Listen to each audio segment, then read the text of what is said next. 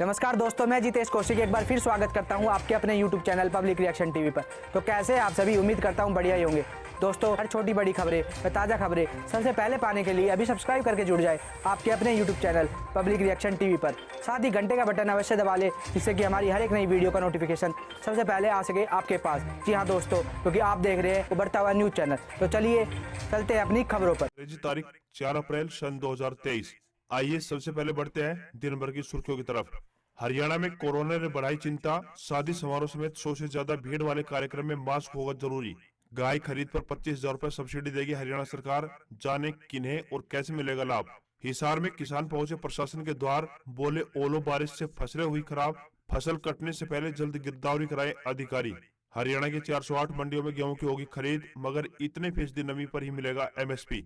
हरियाणा में निकली पीजीटी भर्ती फिर विवादों के घेरे में, बार बार नियम बदलने से अटकी भर्ती। अंबाला नगर निगम की बजट मीटिंग 3.5 घंटे चली, 156 करोड़ का बजट पास, कमिश्नर बोले प्रत्येक वार्ड में एक समान होगा काम। हरियाणा में बड़ा प्रशासनिक फेरबदल, 33 आईपीएस और 15 एचपीएस का तबादला, कई जिलों के एसपी बदले।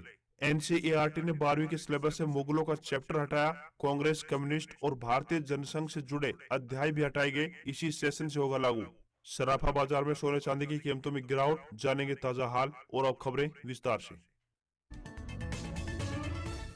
बेमौसमी बारिश और ओलावृष्टि के मार ने किसान का हाल बेहाल कर दिया है। हालात ऐसे हो गए हैं कि फसलें अब सड़ने लगी हैं। खलिहानों में एकत्रित सरसों और पूलियों में एकत्रित गेहूं में बालियां अंकुरित होना शुरू हो गई हैं। गेहूं की फसल जमींदोज होने से दाना काला पड़ने लगा है, जिससे गुणवत्ता प्रभावित होगी और उत्पादन भी कम होगा। 17 मार्च से शुरू हुआ बेमौसमी बारिश और ओलावृष्टि का दौर इन फसलों में खासा नुकसान पहुंचा गया है। फफूंद लगने की वजह से सरसों की फसल की गुणवत्ता 50 से लेकर 80% तक प्रभावित होगी। वहीं बेमौसमी बारिश और ओलावृष्टि से फसलों में 90% तक नुकसान की आशंका जताई जा रही है। विभाग के द्वारा स्पेशल गिरदावरी कराई जा रही है और नुकसान की रिपोर्ट प्रशासन व सरकार के पास भेजी जा रही है।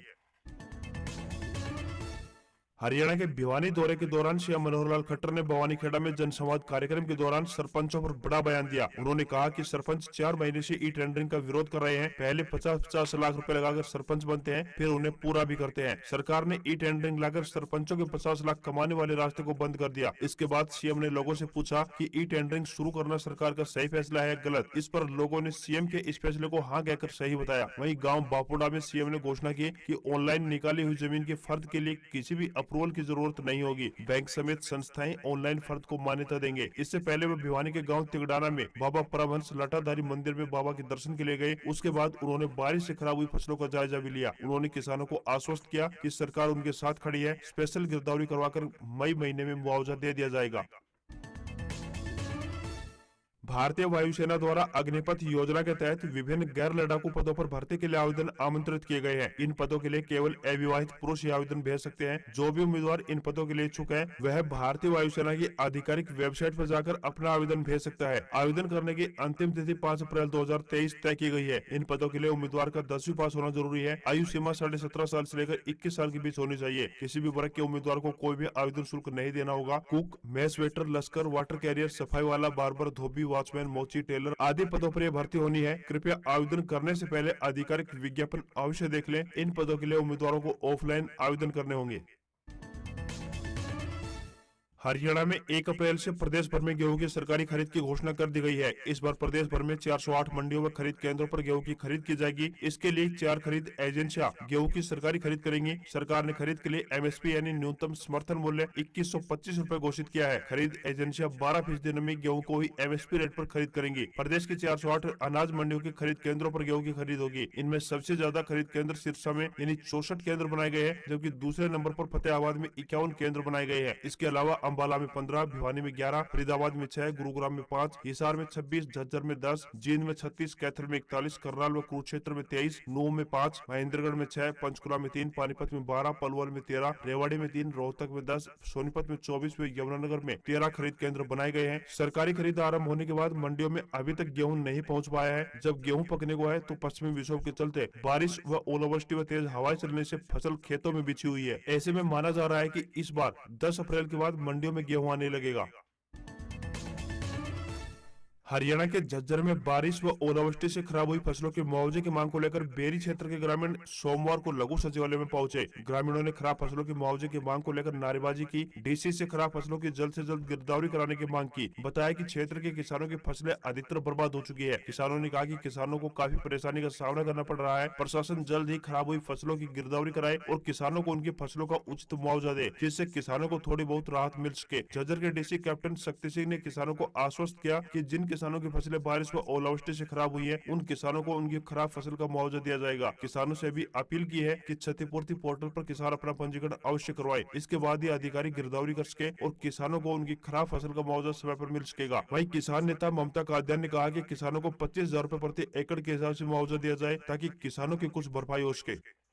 हरियाणा में बढ़ रहे कोरोना संक्रमण को देखते हुए राज्य सरकार ने नई गाइडलाइन जारी कर दी है। सोमवार को स्वास्थ्य विभाग के अधिकारियों के साथ मीटिंग के बाद मंत्री अनिल विज ने इसकी जानकारी दी। उन्होंने कहा कि लोगों को कोरोना प्रोटोकॉल का पालन करने की जरूरत है। अधिकारियों को इसका सख्ती से पालन करना होगा। जहां भी 100 से ज्यादा लोगों की भीड़ है, यानी शादी, बारात या फिर अन्य सार्वजनिक कार्यक्रम में, उन्हें मास्क पहनना जरूरी होगा। वर्तमान में राज्य में 724 सक्रिय रोगी है, लेकिन उनमें से कोई भी अस्पताल में भर्ती नहीं है। 24 घंटे में पॉजिटिविटी दर 3.26% से बढ़कर 5.54% पर पहुंच गई है। 24 घंटे में 203 नए केस सामने आए हैं। वहीं हरियाणा के 3 जिले ऐसे चिन्हित किए गए हैं जहां हालात सबसे ज्यादा खराब है। इनमें गुरुग्राम, फरीदाबाद और पंचकुला शामिल है। हरियाणा के जींद में सरपंचों ने एकत्रित होकर कंडेला की सरपंच नीलम देवी को ब्लॉक के सरपंचों का प्रधान चुना। पहले इस पद पर चुनी जा चुकी मनोहरपुर की सरपंच प्रीति देवी की प्रधानी का खंडन किया। सरपंचों ने कहा कि सरकार के द्वारा 5 लाख रुपए तक की ई टेंडरिंग के फैसले के खिलाफ हाईकोर्ट में याचिका दायर करेंगे। इसके अलावा 10 अप्रैल को जंतर मंतर पर धरना भी दिया जाएगा। जींद ब्लॉक के अंतर्गत करीब 66 गाँव आते हैं। इनमें काफी संख्या में सरपंच गाँव कंडेला में सरपंच नीलम देवी के घर पर एकत्रित हुए। यहाँ सरपंच प्रतिनिधि अनूप कंडेला के साथ विचार विमर्श कर सरपंचों ने सर्वसम्मति से मनोहरपुर सरपंच प्रीति देवी को ब्लॉक प्रधान पद से हटाकर नीलम देवी को प्रधान चुनने का फैसला किया। वहीं मनोहरपुर की सरपंच प्रीति देवी ने कहा कि जींद ब्लॉक की प्रधानी उन्हीं के पास है, उन्हें पद से हटाया नहीं गया है। ब्लॉक के सरपंचों को बरगलाकर वहां एकत्रित किया गया और उनसे सहमति ले ली गई है। पूर्व उप प्रधानमंत्री देवीलाल के पोते आदित्य चौटाला की हरियाणा सरकार में एंट्री हो गई है। हरियाणा सरकार की ओर से आदित्य चौटाला को मार्केटिंग बोर्ड का चेयरमैन लगाया गया है। मुख्यमंत्री मनोहर लाल के पीएस वी उमाशंकर ने आदित्य चौटाला की नियुक्ति के आदेश जारी कर दिए है। आदित्य चौटाला भी भारतीय जनता पार्टी की सरकार में एंट्री 2019 में हुए लोकसभा चुनाव से पहले हुई थी। 2014 में आदित्य चौटाला को बीजेपी ज्वाइन की थी। इसके बाद 2019 में डबवाली से विधानसभा चुनाव में अपना प्रत्याशी भी बनाया था। आदित्य चौटाला हमेशा से जेजेपी यानी जननायक जनता पार्टी के हमेशा खिलाफ रहे हैं। 2022 में उन्होंने जजपा के राष्ट्रीय अध्यक्ष अजय चौटाला के खिलाफ बयान देकर माहौल गरमा दिया था। उन्होंने जजपा नेताओं के खिलाफ कहा था कि ये लोग जब भिवानी जाते हैं तो वहाँ कहते हैं कि भिवानी हमारी कर्म भूमि है, जब हिसार आते हैं तो कहते हैं कि कर्म भूमि हमारी हिसार है, डबवाली आकर कहते हैं ये हमारी जन्मभूमि है। 2-2 मिनट बाद हल्का बदल लेते हैं और 3 मिनट बाद दादा बदल लेते हैं। कभी रामकुमार गौतम को दादा बोलते हैं तो कभी ओम प्रकाश चौटाला को दादा बोलते हैं। आदित्य चौटाला स्वर्गीय देवीलाल के सबसे छोटे बेटे जगदीश चौटाला के पुत्र है। हरियाणा में डिप्टी सीएम दुष्यंत चौटाला परिवार और पूर्व मंत्री चौधरी वीरेंद्र सिंह के परिवार में चल रही जुबानी जंग थमने का नाम नहीं ले रही। वीरेंद्र सिंह का परिवार चौटाला परिवार पर तंज कसने का एक भी मौका नहीं चूक रहा। उचाला की पूर्व विधायक एम चौधरी वीरेंद्र सिंह की पत्नी प्रेमलता ने सोमवार को जसपा महासचिव दिग्विजय चौटाला पर प्रहार कर उसे 12वीं पास बताया। प्रेमलता ने कहा कि वह सोचती थी कि दिग्विजय चौटाला बहुत ज्यादा पढ़ा लिखा है, लेकिन वह तो मात्र 12वीं पास ही निकला। उसमें काफी बचपना है और वह चैलेंज अपने पिता की उम्र के लोगों को दे रहा है। डिप्टी सीएम दुष्यंत चौटाला इस तरह की भाषा नहीं बोलता, वह मर्यादित भाषा बोलता है। प्रेमलता ने कहा कि उचाला हल्के की जनता बताएगी कि किसने कितने काम करवाए हैं। आधुनिकता के इस दौर में कृषि के साथ साथ पशुपालन व्यवसाय में किसानों की रुचि बढ़े, इसके लिए केंद्र व राज्य सरकारों द्वारा समय समय पर अनेक प्रकार की योजनाएं चलाई जाती है ताकि किसान अतिरिक्त आमदनी कर सके। इसी कड़ी में हरियाणा की मनोहर सरकार देसी गायों की खरीद पर सब्सिडी दे रही है। इसके लिए इच्छुक किसानों और पशुपालकों को आवेदन करना होगा। बता दें कि सीएम मनोहर लाल खट्टर ने देसी नस्ल की गायों की खरीद पर किसानों को 25,000 रूपए तक की सब्सिडी देने की घोषणा की है। इस सब्सिडी के लिए मुख्यमंत्री ने कहा कि राज्य सरकार के निर्धारित पोर्टल पर पंजीकृत 2 से 5 एकड़ भूमि वाले और स्वेच्छा से प्राकृतिक खेती अपनाने वाले किसानों को देसी गाय की नस्ल खरीदने के लिए सब्सिडी प्रदान कर दी जाएगी। उन्होंने कहा कि प्रदेश में प्राकृतिक खेती को बढ़ावा देने के लिए देसी गाय की खरीद पर 25,000 रूपए तक की सब्सिडी और जीवामृत का घोल तैयार करने के लिए 4 बड़े ड्रम किसानों को निःशुल्क यानी फ्री दिए जाएंगे। ऐसा करने वाला हरियाणा देश का पहला राज्य होगा। हरियाणा के सीएम ने कहा कि प्राकृतिक खेती का मूल उद्देश्य खान पान को बदलना है। ऐसा होने से लोगों की सेहत तो ठीक रहेगी ही, साथ ही किसानों की आय में भी इजाफा होगा। हरियाणा में पीजीटी की 4,476 पदों पर होने जा रही भर्ती विवादों में फिर से फंस गई है। 2019 में निकली इस भर्ती में पहले सिलेबस ऑब्जेक्टिव टाइप था, परंतु अब हरियाणा लोक सेवा आयोग यानी HPSC ने इसे सब्जेक्टिव कर दिया है। उम्मीदवारों की तरफ से लगातार इसका विरोध किया जा रहा है। अभ्यर्थियों का कहना है कि वे पिछले 3 साल से ऑब्जेक्टिव फार्मूले के तहत तैयारी में लगे हुए हैं। अब एकदम से क्राइटेरिया बदलना बिल्कुल उचित नहीं है। पीजीटी की भर्ती पिछले साल से अटकी हुई है। बार बार भर्ती को लेकर नियम बदले जा रहे हैं, जिससे उम्मीदवारों को मानसिक तनाव भी हो रहा है। नए क्राइटेरिया के हिसाब से अब सब्जेक्टिव सवाल पूछे जाएंगे। 29 मार्च को दोबारा उसमें संशोधन कर दिया गया है। अब तैयारियां की जा रही है कि पीजीटी पेपर को HCS की तर्ज पर लिया जाए।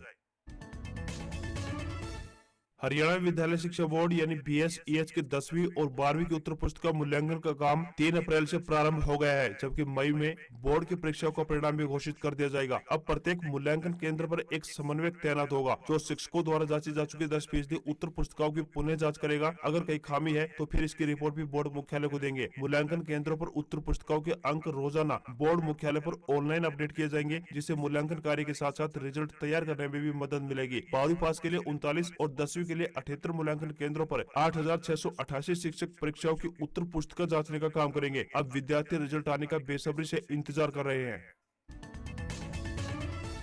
हरियाणा सरकार ने फूसगढ़ स्थित सामुदायिक केंद्र भवन में रिमोट पायलट ट्रेनिंग ऑर्गेनाइजेशन यानी RPTO स्थापित कर दिया है, जिसने नए वित्तीय वर्ष यानी 1 अप्रैल 2023 से कार्य शुरू कर दिया है। यह हरियाणा का पहला सरकारी RPTO है। यह प्रतिवर्ष करीब 500 युवाओं को ड्रोन उड़ाने का प्रशिक्षण दिया जाएगा और उन्हें साथ ही आत्मनिर्भर बनाने का काम किया जाएगा। ड्रोन का उपयोग देश व प्रदेश की सुरक्षा से लेकर अब खेत खलिहानों तक होने लगा है। पिछले 2-3 सालों से कृषि में ड्रोन के उपयोग को सरकार भी प्रोत्साहित करने का काम कर रही है। यही कारण है कि विभिन्न कृषि और बागवानी विश्वविद्यालयों अनुसंधान संस्थानों में इसका प्रदर्शन किया जा रहा है। हाल ही में करनाल के महाराणा प्रताप बागवानी विश्वविद्यालय को भारतीय कृषि अनुसंधान अटारी क्षेत्र में सर्वाधिक 700 एकड़ में नैनो यूरिया, DAP व रसायनों का छिड़काव सभी फसलों पर करने में प्रथम पुरस्कार मिला है। आने वाला समय ड्रोन का है, इसलिए हरियाणा सरकार ने एक संस्था दृश्य यानी drone imaging and information service of Haryana limited का गठन किया है। यही संस्था करनाल में स्थापित RPTO का संचालन करेगी। 1 अप्रैल 2023 से लेकर 31 मार्च 2024 तक RPTO करनाल का करीब 500 युवाओं को प्रशिक्षण देकर ड्रोन पायलट बनाने का लक्ष्य है। अभी RPTO के पास 2 ड्रोन उपलब्ध हो गए हैं। ड्रोन पायलट का प्रशिक्षण लेने के लिए युवाओं को मैट्रिक पास होना आवश्यक है। इसके लिए उसके पास आधार कार्ड, पासपोर्ट होना चाहिए। साथ ही उसकी उम्र सीमा 18 से लेकर 65 साल के बीच होनी चाहिए। इच्छुक युवाओं को RPTO में पंजीकरण कराना होगा। हरियाणा में बेमौसमी बारिश व ओलावृष्टि से अब तक 7,30,000 एकड़ फसल खराब होने का दावा किया गया है। प्रदेश के 5,000 गांव के 1,30,000 किसानों ने यह दावा क्षतिपूर्ति पोर्टल पर किया है। 3 अप्रैल फसल में नुकसान होने का दावा करने की अंतिम तिथि थी। हालांकि सरकार कह चुकी है कि इस पोर्टल को दोबारा से भी खोला जाएगा। फसल खराब होने का आंकड़ा लगातार बढ़ता जा रहा है। ये स्थिति तब है जब पोर्टल में बार बार तकनीकी दिक्कतें आ रही है। अब भी काफी संख्या में ऐसे किसान है जो फसल खराब होने की जानकारी पोर्टल पर अपलोड नहीं कर पाए हैं। हरियाणा सरकार का दावा है कि मंडियों में 24 घंटों में उठान किया जाएगा और जे फार्म कटने के 72 घंटों के बाद किसानों को सीधे खाते में भुगतान कर दिया जाएगा। इस बार SMS सिस्टम भी लागू नहीं होगा। जिस भी किसान का मेरी फसल मेरा ब्यौरा पोर्टल पर पंजीकरण है, वह मंडी में फसल लेकर आ सकता है। वित्त वर्ष 2023-24 के पहले कारोबारी दिन भारतीय शेयर बाजार बढ़त के साथ बंद हुआ। सेंसेक्स 114 अंक बढ़कर 59,106 पर पहुंच गया। निफ्टी ने भी 38 अंकों की तेजी रही। ये 17,398 के स्तर पर बंद हुआ। सेंसेक्स के 30 शेयरों में से 22 शेयरों में तेजी तो वही 8 में गिरावट देखने को मिली है। अडानी ग्रुप के 10 में से 8 शेयरों में गिरावट देखने को मिली। अडानी एंटरप्राइजेज के शेयर में 1.85% की गिरावट रही। अडानी ट्रांसमिशन और ग्रीन एनर्जी के शेयर 5% की गिरावट के साथ बंद हुए। वहीं अंबुजा सीमेंट और ACC के शेयरों में बढ़त रही। सराफा बाजार में सोने चांदी की कीमतों में गिरावट देखने को मिली है। सराफा बाजार में सोना 500 रुपए सस्ता होकर 59,251 रुपए प्रति 10 ग्राम पर पहुंच गया। चांदी की कीमत में भी गिरावट देखने को मिली है। ये 409 रुपए सस्ती होकर 71,173 रुपए प्रति किलोग्राम पर पहुंच गई। आप सोना और चांदी का भाव आसानी से घर बैठे भी पता लगा सकते हैं। इसके लिए आपको सिर्फ 8955664433 नंबर पर मिस्ड कॉल देना होगा और आपके फोन पर मैसेज आ जाएगा। इसमें आप लेटेस्ट रेट चेक कर सकते हैं। वही $1 का रेट 82 रुपए 24 पैसे के स्तर पर पहुंच गया। आपको हमारी खबर पसंद आई हो तो हमारी खबरों पर एक प्यारा सा लाइक जरूर दें। जी हाँ दोस्तों, और साथ ही खबरों को ज़्यादा से ज़्यादा शेयर करें और कमेंट बॉक्स में इन खबर पर आपकी क्या है राय वो हमें ज़रूर बताएं। आज की खबरों में सिर्फ इतना ही। मिलते हैं अगली खबर में। जब तक सब्सक्राइब करके जुड़ जाइए आपके अपने YouTube channel public reaction TV से और साथ ही घंटे का बटन जरूर दबा लें ताकि हमारी हर एक नई वीडियो पहुंच सके आपके पास सबसे पहले।